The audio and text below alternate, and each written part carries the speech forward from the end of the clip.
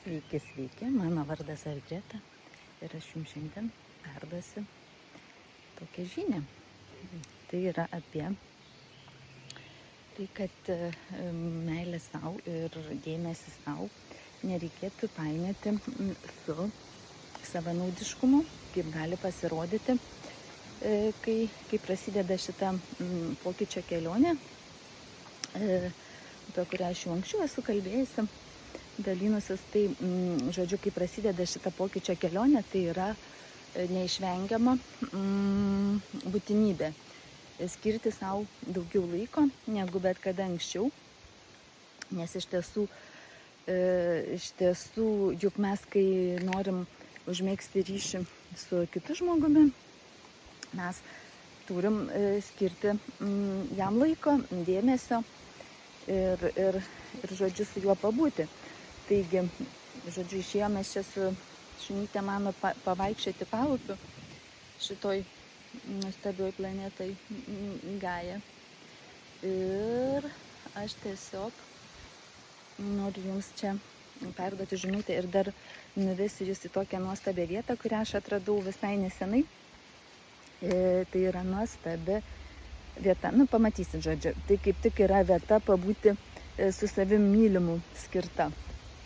Tai va, dėl ko aš noriu dar pasakyti apie tą buvimą su savimi ir kad mes turėtumėm nepainioti to su savanaudiškumu. Nes kai atsitinka tie dalykai, kai, žodžiu, jūs priimate patį pirmąjį sprendimą pasirinkdami save, tam tikrose situacijose, kurios susiklosto jūsų gyvenime, tai gali būti ir darbinėse santykiuose, ir gali būti iš tiesų, bet čia labai gražus medelis, kur man reikėjo praeiti. Va, matot, kaip jie čia staugia ir kokios gražios čia šaknys jų. Tai va, tai gali atsitikti taip, kad reikės tuos sprendimus priimti. Ar tai, žodžiu, darbinius, ar santykių, ar draugiškų kažkokių santykių. Kai mes tiesiog praregim, kai šydas nukrenta nuo akių ir mes suprantam, kad mes turim kažkokį sprendimą priimti kitokį negu iki šiol. Tai vat, tai tada po to visada seka toks apdovanojimas. Tai labai nuostabi būsena lengvumo, ramybės. Tiesiog, nes kai mes pasirenkam save pagal savo širdį, tai tiesiog ateina papildoma tokia energija, kurios mes iki šiol nepatyrėm, tada, kai kažkokiu būdu vis stengdavomės prisitaikyti, ar žodžiu, įtikti, kažkam patikti. Ir taip ta iliuzija mūsų buvo tokia, kad tarsi mes, jei čia visus tuos veiksmus atliksim, tai mus kažkas labiau mylės ir vertins. Ir, žodžiu, taip mes ieškodami meilės tiesiog grimzdom į iliuzijas. Tai štai, kai mes priemam tą sprendimą, tada atsiranda poreikis būti dėmesio savo skirti daugiau ir pabūti vienumoje. Tai vat, ir tai yra labai svarbus aspektas, nemaišyti jo su savanaudiškumu. Nes iš pradžių iš tiesų būna tiek norisi būti, kaip sakyt, su savim ir skirti savo dėmesio, meilės. Ir tai yra pats gražiausias jausmas, vat, kaip čia pas mus gražu. Nuostabi planeta Gaja, ir aš koks nuostabus. Tai va, čia labai gražu tam paupy. Žodžiu, ir aš čia irgi po savo transformacijos tam tikros irgi pasukau į kitą pusę, nes visada upeliu eidavom pasivaikščioti, vat su šunytė eidavom į vieną pusę ir šiaip vakar aš čia sugalvojau, kad eisiu į kitą pusę ir čia, žodžiu, parodysiu tą nuostabę vietelę, kur aš atradau. O kol kas tęsiam apie tą buvimą su savimi. Tuomet mums norisi būti su savimi, nors kartais, vėlgi, kai mes kurį laiką pabūnam, tuomet gali vėl atrodyti, kad kažkas yra ne taip su mumis, kad kažkas negerai, nes mes norim būti vieni. Iki šiol nenorėjom, visada norėjom būti išorėje, visada norėjom draugų, žmonių, nežinau, vaikų, visko. Ir dabar staiga mes nebenorim. Ir protas, mūsų ego tuomet pradeda jisai irgi čia triukšmauti ir sunerimti gali, kad mes, kodėl mes čia dabar turim atsiskirti nuo visų ir kaip čia dabar viskas bus, nes ego mūsų yra pripratęs taip, kaip buvo iki šiol, o šitų sielų einančių pokyčių keliu gyvenimas jau, kaip sakyti, dėliosis kitomis spalvomis ir kiti įvairūs dalykai neturės. Tiesiog pradeda vykti ir protui ir šitas nepatinka ir, žodžiu, ego gali čia triukšmauti ir nesutikti su tuo.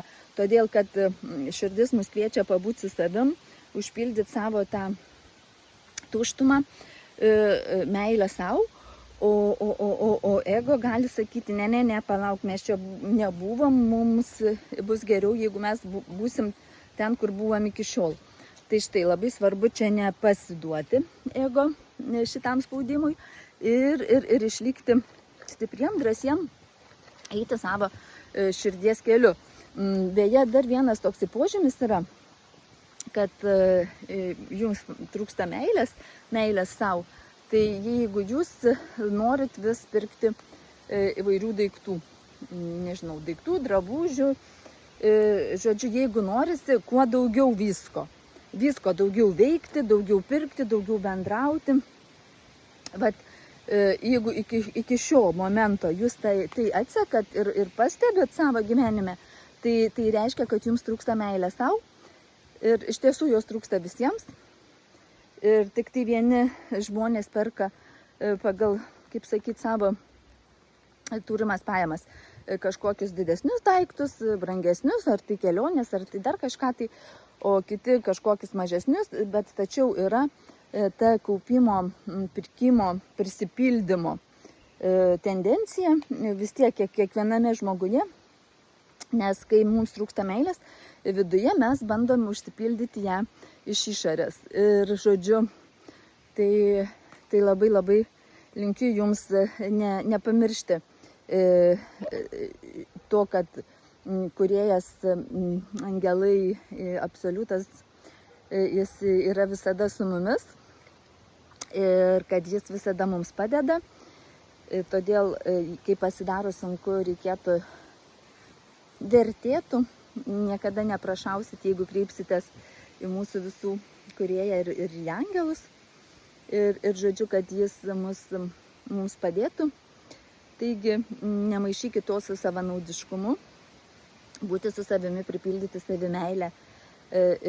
Tikrai reikės daugiau laiko pradžioje, o vėliau iš tiesų vėlgi viskas kinta, keičiasi ir mainosi. Kai prisipildom patys save meilę ir mums tuomet tiek daug nebereikia to dėmesio ir nebereikia tiek daug buvimo vienumoje, bet iš pradžių tai yra neišvengiama. Tai štai, o dabar aš atėjau į tą nuostabią vietą, kur sakiau, ir žodžiu, čia labai graži vieta. Aš tuoj pafilmuosiu ir pridėsiu prie šito įrašo. Taigi, ieškokit nuostabių vietų ir žinokit, kad po kiekvienos transformacijos gausit apdovanojimą.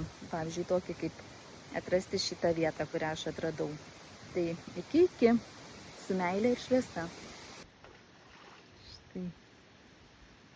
Štai, dar čia ir antuliukų yra.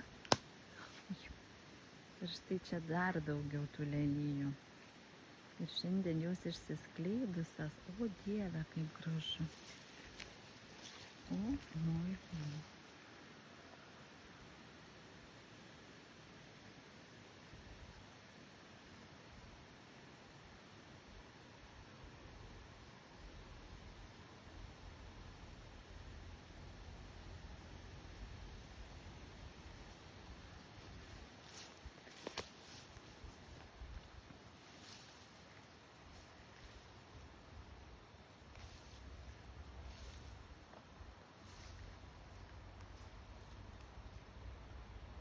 Jūs tik pažiūrėkit.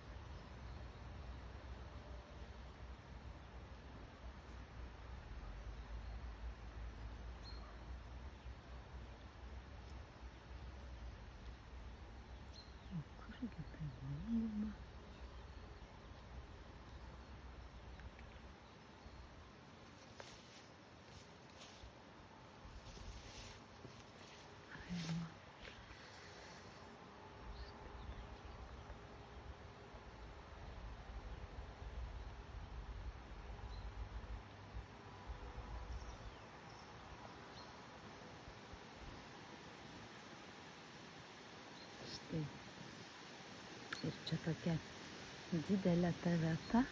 Va čia mano šuniukė ėda žolę. Ir štai čia va toks grožis neišpasakytas.